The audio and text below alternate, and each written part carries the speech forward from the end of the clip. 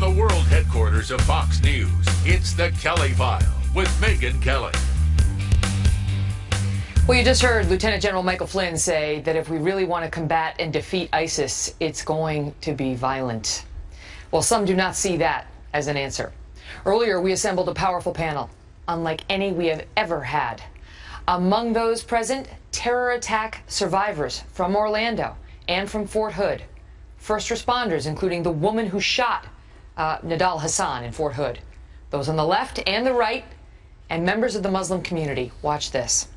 After all of the wars that we fought, after all the Iraqis that have been killed in the name of the United States of America since 1991, all the blood that's been spilled, no doubt, heroically, we are still no safer. So maybe we should start to think of ways of dealing with this that does not directly involve killing more people or having more wars. Crazy liberal idea, I know. I have to let a veteran respond to that. The problem is ISIS sprung up when we stopped going in the area and we stopped killing bad guys in the area. So you can go love them and you stick your head in the sand, and then when they come back and they kill your family, I'll be there to back you up. We shouldn't be giving the impression that because those in this room who are willing to say radical Islam is at war with the United States, that it's a condemnation of Islam.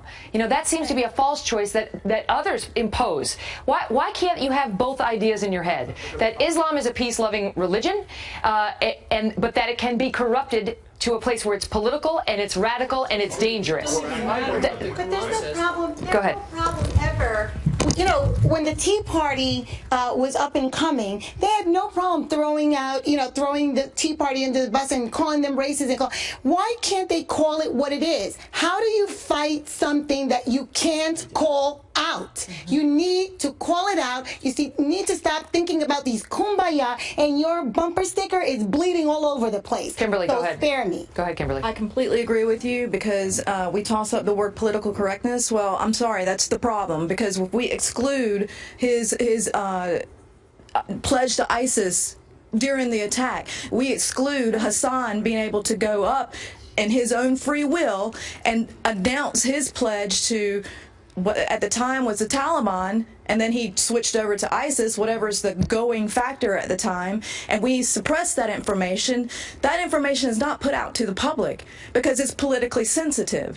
What do you think of the push on guns? I'm curious. The push on guns is a whole different story. They can throw that out there on every serious terrorist attack out there. That's not the problem. He was on a watch list. He shouldn't have been able to buy a weapon. That's plain and simple. But that's not the solution, because they're going to get the weapons. They're going to get the pressure cookers. They're going to get whatever they want to get to accomplish the goal. Go ahead. I've got to go, but you go ahead, sir. Where the problem lies is that you look at our young future leaders, just like they were saying that these kids don't have anything to look up to because our administration has failed. Because of economics, because of how they're teaching our kids. They're spending more time in teaching our kids to pass the intergrade test than they are teaching about the values that will make this country great.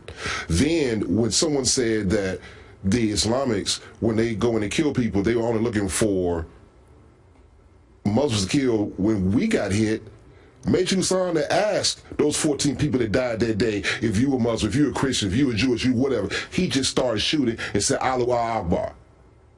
And even when we was having a trial, the man said, Inshallah, it's God's will. We got to call it what it is, because you got to grab the snake by the head, you got to kill it. And you cannot do it nice. I've never seen anybody win a fight fighting nice. You got to change the rules of engagement, because us military personnel here, we've been there, we've done that. It's hard when you see somebody making an IED and you can't take the person out because you got to get permission from higher ups. That's the snake right there. As far as guns is concerned, I'm a dad and I'm a school teacher. When I went down, my son, I was a single father at that point, my son came into my hospital room. He said, Dad, from now on, if you should fall, I will step up. He knows how to operate everything in my arsenal. And that's how it's going to be. Yes, you have to fight fire with fire. Extraordinary. And we have much more from that panel.